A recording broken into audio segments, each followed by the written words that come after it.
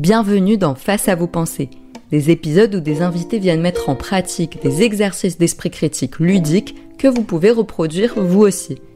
Ces épisodes sont tournés pour la plupart dans des lieux de la vie quotidienne, dans un parc ou encore dans un café, parce que ces exercices sont une habitude à prendre au quotidien. Il s'agit de personnes avec des profils variés qui ont tout eu en commun d'avoir croisé mon chemin et accepté de jouer le jeu, de s'observer en train de penser et donc de prendre du recul par rapport à leurs croyances et opinions.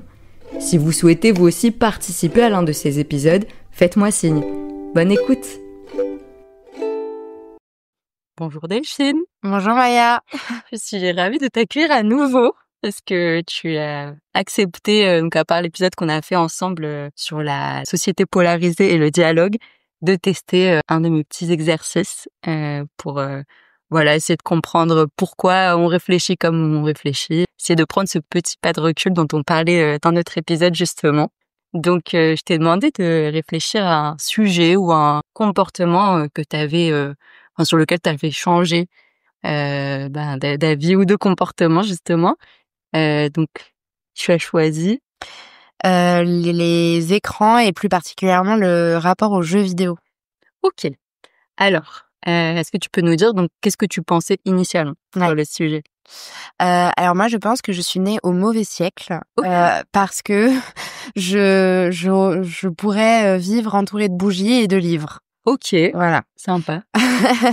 Et donc du coup, clairement, pour moi les jeux vidéo, déjà je connaissais rien, Okay. Et puis en fait, je ne savais que ce que j'entendais, et donc du coup c'est que c'est violent, que ça fait que les jeunes sont trop face à leurs écrans et que c'est néfaste. Donc en fait, peu importe les raisons, mais que in fine les jeux vidéo c'est pas une bonne chose. OK, et est-ce que tu sais où est-ce que tu avais entendu ça? Je pense qu'il y avait pas mal de choses dans les médias. Je pense qu'il y a la parole des parents. De tes parents? Non. Des parents en général? Ouais, c'est-à-dire Okay. que du coup au travers de Conversari, vu qu'on travaille avec des jeunes, Mon association, forcément on a aussi souvent affaire aux parents ou aux enseignants, et donc du coup ça pouvait être la parole des enseignants ou des parents sur les jeux vidéo, c'est la plaie, c'est l'aspect négatif. OK. Voilà. Et tu sais pourquoi eux-mêmes disaient ça, les parents, les profs? Je pense que c'était vrai. Enfin, les arguments que j'ai avancés, c'était un peu ça, le fait que ils y passent trop de temps. Donc en fait, ça les déconnecte, qu'ils sont moins dans la réalité, ils sont plus dans le virtuel. Ouais. Que la plupart des jeux sont très violents, et que donc du coup quelle représentation ça leur donne du monde. Ouais. Et puis de la relation qu'ils peuvent avoir avec les autres, etc. OK. Et du coup, visiblement, tu as changé d'avis sur ce sujet. Complètement changé d'avis sur ce sujet. Alors, donc pourquoi tu as changé d'avis? Est-ce qu'il y a eu un élément déclencheur en particulier? Oui, j'ai rencontré quelqu'un qui est un geek. Effectivement, ça c'est radical quand même. Et qui est devenu mon époux. Donc t'as été obligée un peu de changer d'avis. Disons qu'il fallait pour qu'on puisse vivre ensemble, que en tout cas je ne sois parce que si quand même ça, quand on s'est rencontrés pendant je pense très longtemps de notre relation, c'était moi je veux pas d'écran dans l'appartement, et lui qui au contraire, il a pour juste son ordi il doit à l'époque il avait 3 écrans. Donc il a réduit. Pour lui, fallait qu'il y ait une télé, fallait qu'il y ait, alors que moi, c'était 0, 0, 0 écran. OK. Donc déjà, il a fallu un peu apprendre à ça. Et puis en fait, du coup, à un moment, il y a, je pense, parfois on fait des trucs ensemble, parfois on fait chacun notre truc, en fait, en vivant sous le même toit.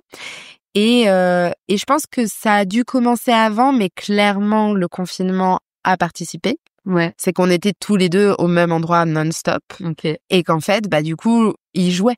Ouais. Et donc, ça m'a un peu intriguée. Il y a un moment où, tu vois, au début, je me suis dit, je vais plus faire ça, un peu une quête anthropologique, tu vois. Qu'est-ce qui se passe chez cet être humain? Et donc du coup, je me suis intéressée. Alors il a été très bien dans le sens où déjà, en fait, il a jamais essayé de me convaincre. Ouais. Et toi, oui? Tu as essayé de le convaincre oui. des écrans. Okay. Toi, t'as pas été très bien. Non.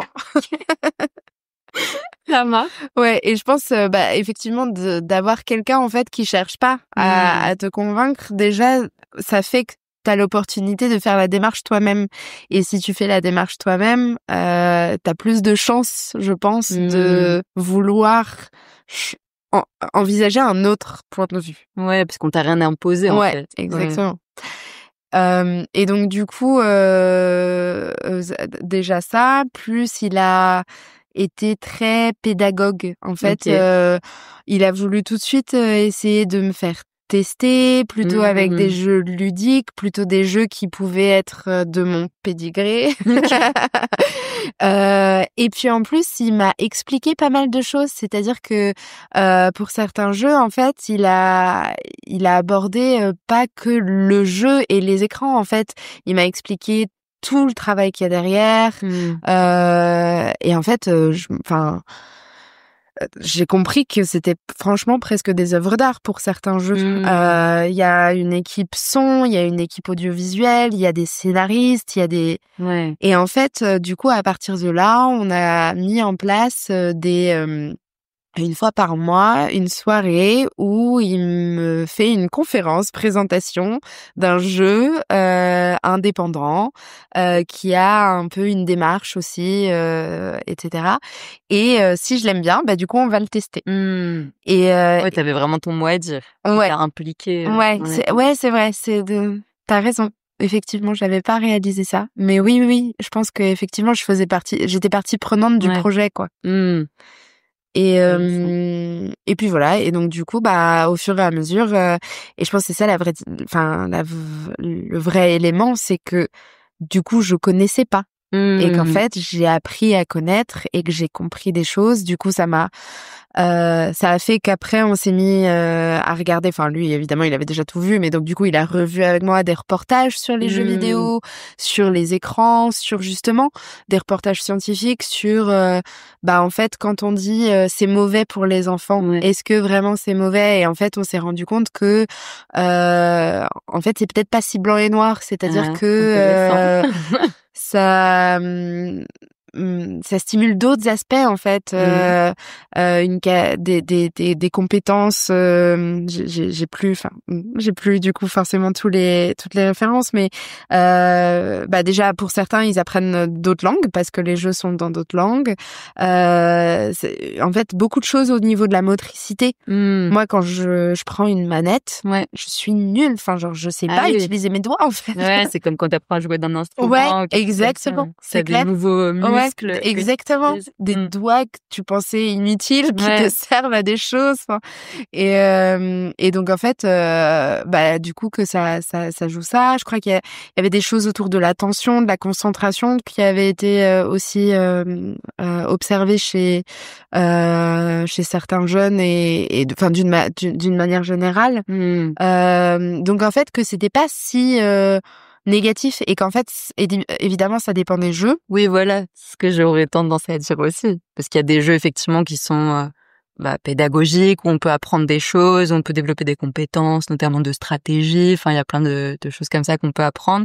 Mais il y a des jeux où ça va être plus de la violence gratuite tout le temps. Donc effectivement, comme tu dis, c'est peut-être pas blanc ou noir. Peut-être qu'il faut pas faire cette généralisation des jeux vidéo. Je sais pas, est-ce que c'est ça que tu... Tout à fait. Et puis, à la fois, donc, il y a le type de jeu.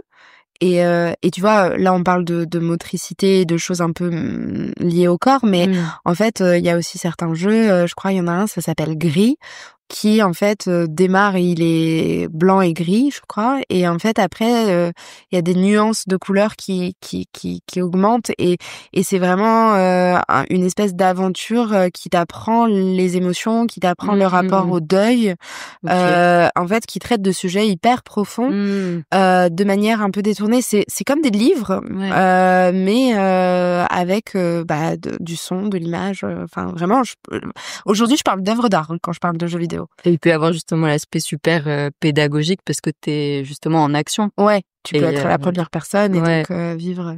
Mais donc il y a les contenus, mais après il y a l'autre élément qui pour le coup en fait n'est pas que pour les jeux vidéo, qui s'applique à tout, c'est que par contre après il faut trouver l'équilibre en fait. Peut-être un verre de vin c'est bien, si tu en bois un tous les jours et à tous les repas, bah peut-être que c'est moins bien. Pas la même chose, ouais. C'est pareil en fait, c'est jouer ok, mais en fait avec équilibre et en ayant d'autres choses dans la vie. Ouais. Comme pour l'alimentation, comme pour c'est de l'exagération en fait, enfin c'est ça. La consommation illimitée qui peut peut-être problématique. Et du coup, il y a quelque chose quand même qui m'intrigue dans ce que tu dis, parce que quand tu m'expliquais pourquoi tu pensais ça, que les écrans c'était mauvais, t'as pris plus l'angle que c'était mauvais pour les enfants. Ouais. Et tu m'as parlé notamment de ce que disaient les profs, les parents. Mais en fait, là, dans ce que tu m'expliquais, c'était même dans ta vie à toi d'adulte que tu adoptais ce point de vue. Ouais.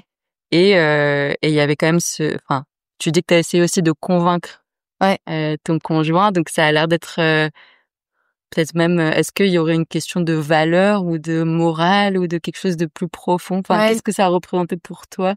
C'est une très très bonne question et si je dois être honnête, oui, je pense que en fait, il y avait quelque chose où je trouvais que les livres c'était plus noble que les écrans et que du coup son activité n'était pas à la hauteur de la mienne et donc que j'aurais aimé qu'il soit plus à mon niveau ou je sais pas quoi. Mais encore une fois, je pense que c'est parce qu'aussi j'étais dans l'ignorance. Je me rendais pas compte de ce qu'était un jeu vidéo et je pense que il y a des jeux vidéo qui n'ont aucun intérêt, tout comme il y a des livres qui n'ont aucun intérêt. Exactement. Mais donc du coup de faire un pas de côté pour apprendre en fait, découvrir plutôt que de rester sur cette surface de un jeu vidéo c'est des écrans et c'est de la violence. Ça a fait que j'ai remonté l'estime que j'avais des jeux vidéo. Et tu vois, c'est pour ça d'ailleurs je parle d'œuvres d'art. Ah oui, là c'est là.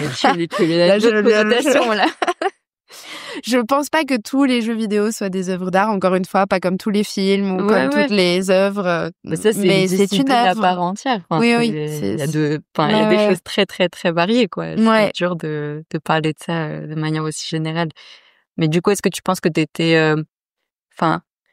que cette posture, elle est aussi parce qu'il y avait un jugement, du coup, sur les écrans? Oui. Ouais, je pense. Mais après, parce qu'un jugement, j'ai l'impression qu'il faut qu'il y ait, mais peut-être que je me trompe, une connaissance pour pouvoir juger. Alors que, tu vois, moi, j'ai vraiment l'impression que j'avais juste décidé, sans avoir aucune connaissance, que c'était pas bien. Et parce que ça ne faisait, premièrement parce que ça faisait pas partie de ma vie, et qu'en plus, j'étais confirmée par les médias, les parents, les machins, etc.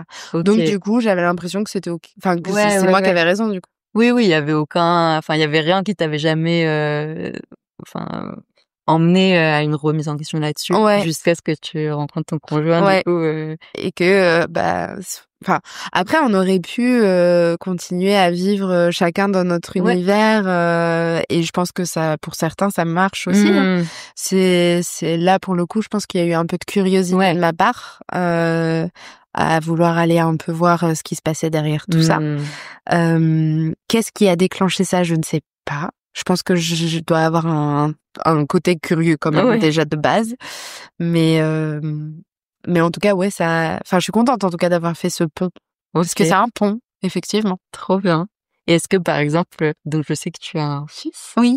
Est-ce que du coup tu le laisserais utiliser des jeux vidéo? Enfin, c'est quoi votre posture maintenant avec les écrans?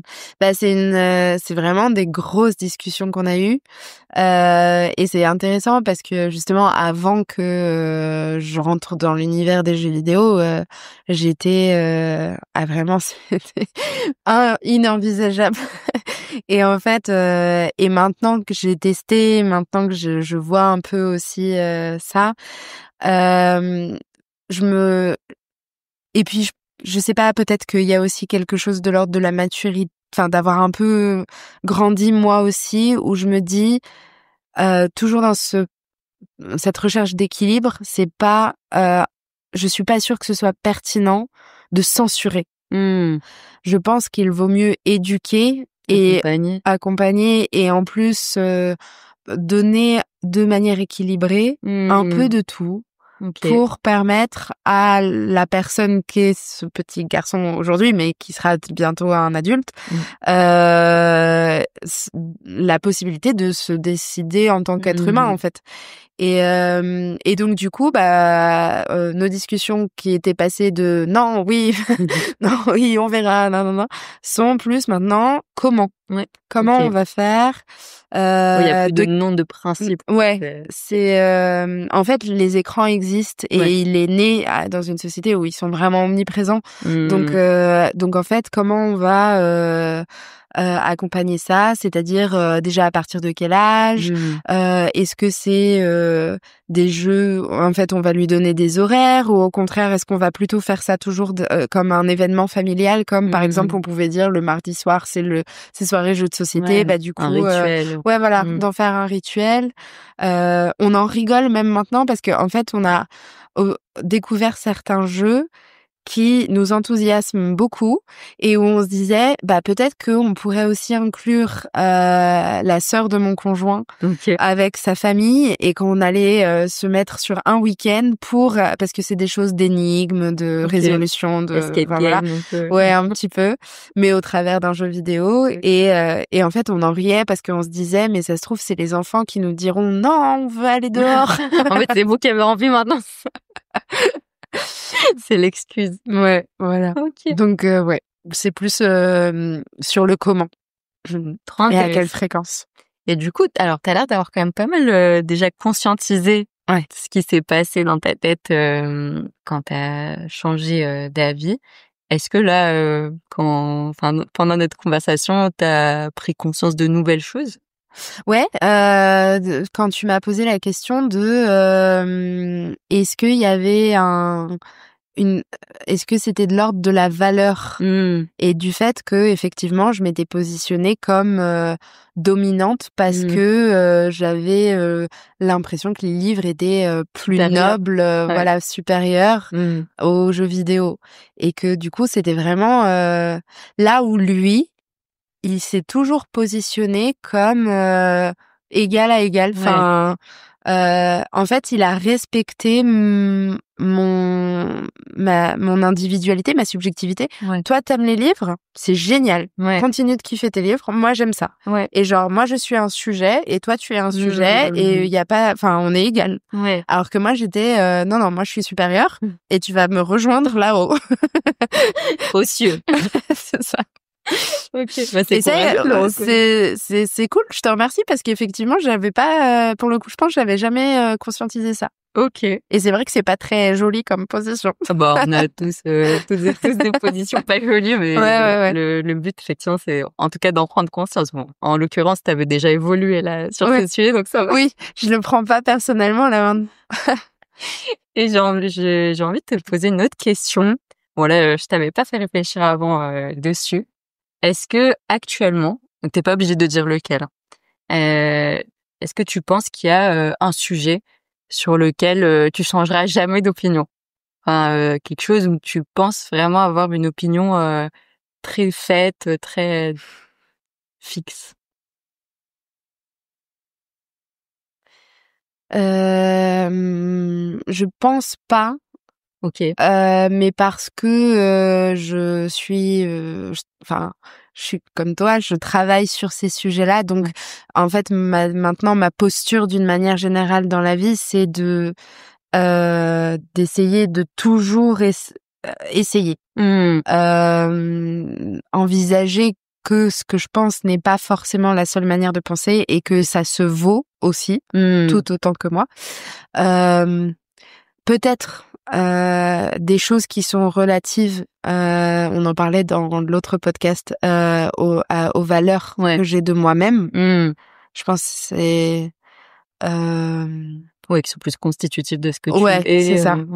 si par exemple tu te mets à me dire que je suis quelqu'un de méchant, je vais avoir du mal. Mais après, il y a un autre sujet où, mais je sais, enfin, c'est pas tant que je sais pas si, enfin, par exemple, j'allais dire l'IA. Ok. Me questionne beaucoup parce qu'en fait, j'ai beau essayer de me documenter, poser des questions. En fait, bon, déjà, je pense que le vrai sujet, c'est que c'est très court terme et ça va trop vite. Ah oui. Donc, c'est difficile de pouvoir vraiment envisager, et puis envisager une autre perspective parce que j'ai l'impression que dès qu'on commence à se faire une autre perspective, en fait, ça a déjà tellement changé qu'il faut de nouveau reposer la question. Il faut être très agile. Ouais. Et j'ai beau le retourner dans tous les sens. Je vois à court terme à quel point c'est intéressant et pertinent comme outil, mais à long terme, d'un point de vue écologique, d'un point de vue éthique, d'un point de vue philosophique, je suis pas sûre. Ok. Mais je suis pas contre l'idée qu'on me donne justement qu'on me fasse que j'accueillerais un argument. Ouais. Tu vois, ta question c'est est-ce que je pense que je changerai jamais d'avis. Aujourd'hui, j'ai l'impression qu'on m'a pas fait changer d'avis. C'est plus ça. Ok. Donc qu'est-ce qu'il te faudrait pour changer d'avis sur qu'est-ce qu'il faudrait qu'une personne ou que un article ou autre t'apporte pour que tu changes d'avis sur cette question? Je sais pas. Franchement, je ne sais pas. Je pense qu'il faudrait du temps, il faudrait du recul et il faudrait de la. En fait, là, ce qui me dérange, c'est que j'ai l'impression que on n'est pas en maîtrise de ce qui se passe. Ok. Et quand donc, tu dis on, c'est les personnes qui sont en train de développer les outils autour de l'IA.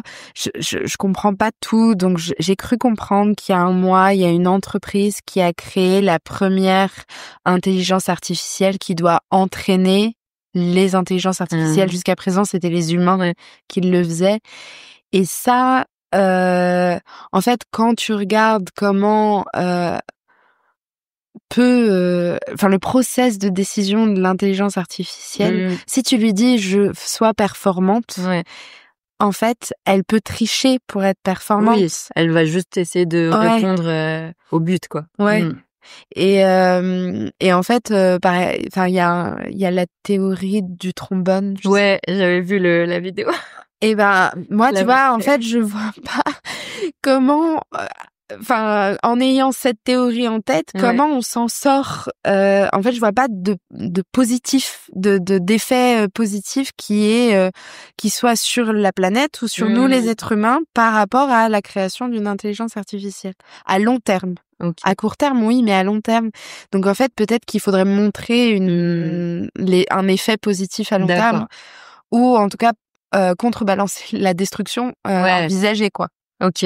Ouais, que ça vaille le coup, les effets négatifs, qu'il y ait quelque chose d'assez positif. Que ça soutienne quelque chose, en fait. Ok. À part le fait de faire de l'argent à court terme pour ceux qui le créent, et le fait de nous faciliter peut-être effectivement la vie, nous faire gagner du temps. Mais là encore, l'oiseau moqueur de Walter Tevis. On développe ça pour gagner du temps, mais pour avoir le temps de faire quoi? Donc c'est un livre que tu avais recommandé lors de notre dernier entretien. Je remettrai le petit lien. Qu'il faut absolument lire. Qui est très contemporain par rapport à ce qu'on se dit. Moi je l'ai pas encore lu, donc là ça fait 2 fois que tu me le dis. C'est bon, je me le note. Et du coup j'ai envie de te demander aussi, parce que tu disais que sur les sujets sur lesquels tu changerais pas d'avis, il y aurait peut-être ce qui est de l'ordre plus des valeurs. Donc tu dirais que cette sorte d'écran dont tu m'as parlé tout à l'heure, ça faisait partie de ces sujets-là où tu pensais ne jamais changer d'avis? Je pense que en fait, en réalité, il doit y en avoir des sujets sur lesquels je pense. Là, je dis oui, je changerai d'avis, mais en fait, je me retrouverai face. Mais effectivement, oui, je pense que ce serait de l'ordre des valeurs. Peut-être que, tu vois, j'imagine que ce serait très difficile qu'on remette en question mon éducation, ma parentalité, par exemple. C'est d'ailleurs pour ça que c'est difficile de subir des injonctions sur ces questions-là. Je pense vraiment tout ce qui est de l'ordre de vraiment moi qui je suis et ce que j'essaye de faire. Ça et je pense surtout que en fait c'est difficile de répondre parce que je ne sais pas. Je pense que ça me surprendrait en fait. Ce serait je serais face à une situation qui bah non en fait, et je dirais juste non parce que je serais dans l'émotion et peut-être un jour, comme aujourd'hui on a pu parler des écrans, je dirais bah en fait j'ai fait du chemin, mais oui, ce serait peut-être juste comme tu dis la première réaction, mais en tout cas là t'as l'air d'avoir la capacité de t'ouvrir éventuellement. Ouais, en fait je sais pas si j'ai la capacité, j'ai l'envie. J'ai l'envie. C'est déjà et bien. C'est déjà un premier pas, c'est ce qui permet en tout cas d'avoir la possibilité d'accueillir si ça arrive. Mais après, est-ce que j'ai la capacité? Vraiment, je pense que ça dépend. Et effectivement, si ça touche à des valeurs très très profondes et bien enracinées, ça peut être plus dur. Juste, alors du coup, sur ces épisodes, ce que j'aime bien faire, c'est faire un parallèle avec la démarche scientifique, justement. Trop bien. T'en parlais dans l'autre épisode. Tu vois, là, par exemple, sur le sujet de l'IA, toi, t'as donc un postulat de base qui est que ça a plus d'effets néfastes. Et du coup, moi, ce que je recommanderais, tu vois, si tu voulais challenger cette opinion, ce serait justement, comme tu disais dans l'autre épisode, d'aller chercher quelque chose qui dise le contraire. Tu vas voir qu'est-ce qui peut se dire, est-ce qu'il y a des choses qui existent déjà, qui sont très positives avec l'IA, ou est-ce qu'il y a des choses en construction. Enfin, tu vas essayer d'aller peut-être chercher. Tu as tout à fait raison. Je pense qu'aujourd'hui d'où ma difficulté aussi à avoir encore, à pouvoir envisager une autre perspective, c'est que à court terme, je les vois, les effets positifs, mais c'est vraiment sur le long terme où je me pose la question, et je sais pas s'il y a, je sais pas s'il y aura un chat sous ces podcasts, mais s'il y a des gens qui connaissent des trucs, je veux bien qu'il y ait des commentaires pour que je puisse aller voir, parce que c'est vraiment plus à long terme, et en fait j'ai l'impression qu'il n'y a pas de documentation parce que justement on ne sait pas. Peut-être que ça existe pas encore. Tu vois, et peut-être que, là, je dis le premier truc qui me passe par la tête, mais peut-être que on pourrait théoriquement trouver une IA qui peut nous aider à résoudre le réchauffement climatique, ou carrément. En fait, je crois que ce qui m'inquiète, c'est que quand j'écoute les spécialistes IA, c'est qu'ils disent en fait on ne sait pas ce qu'elle fait. On comprend pas aujourd'hui, on n'est pas. Donc aujourd'hui, il y a des gens qui sont en charge d'essayer d'analyser déjà, mais on est dans le passé. Enfin, ils analysent ce qu'elle a déjà produit, pas qui elle est aujourd'hui. Et donc, en fait, c'est plus que. En fait, moi, d'une manière générale, c'est l'ignorance qui me fait peur. Le fait de pas savoir où on va et ce qui va se passer. Et je trouve que c'est un peu dangereux. Il y a une peur en fait aussi. Parce que ça se trouve effectivement, je me trompe complètement, et en fait ça va être la meilleure révolution du monde. Non, mais en tout cas c'est vrai que là, ton opinion elle est basée sur des faits pour le coup. C'est pas quelque chose qui a l'air complètement émotionnel. Tu as décorrélé de toute réalité. Tu te bases quand même. Tu dis que t'es à côté des experts IA. Elle est construite ton opinion sur le sujet.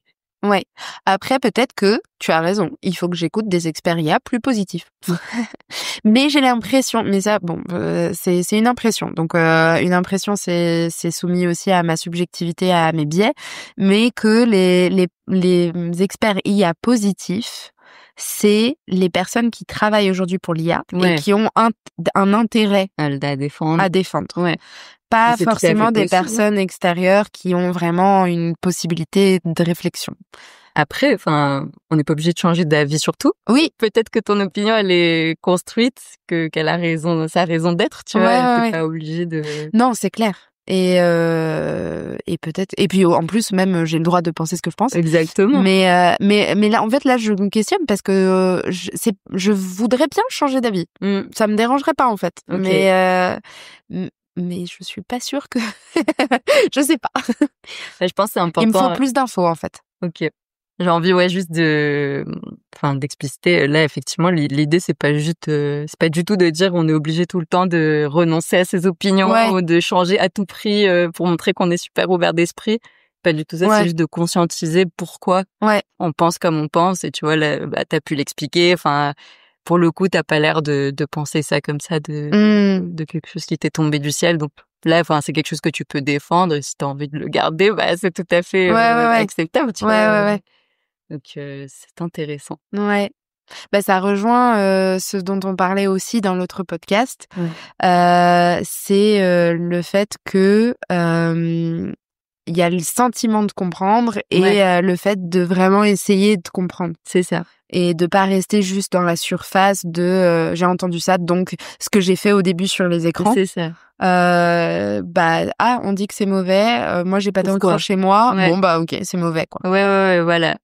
C'est ça, l'idée c'est d'aller creuser au moins et de comprendre pourquoi on a cette opinion et après on en fait ce qu'on veut. Enfin, l'idée derrière c'est quand même de retrouver justement une liberté et un contrôle. Ouais, exactement. Sur ce qu'on choisit de penser. En fait, c'est la question de choix aussi comme on disait dans l'autre épisode aussi, de pas juste subir des croyances, des émotions, des opinions et on sait pas trop pourquoi pourquoi on les a quoi. Et ça a un impact sur notre vie bien souvent.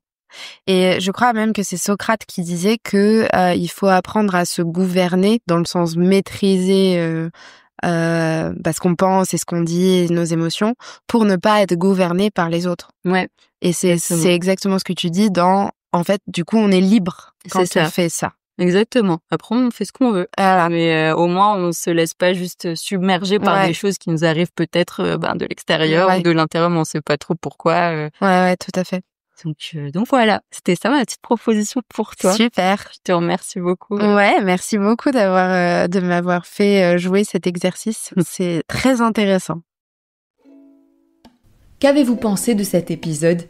Je suis très intéressée d'avoir vos avis en commentaire et s'il vous a semblé utile, n'hésitez pas à vous abonner à la chaîne et à lui donner 5 étoiles sur les plateformes d'écoute pour que d'autres puissent la trouver facilement et en profiter également.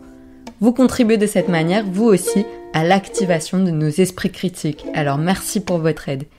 N'oubliez pas de télécharger, si vous le souhaitez, les fiches récap en description de cet épisode. À bientôt! Critique et persiste, mais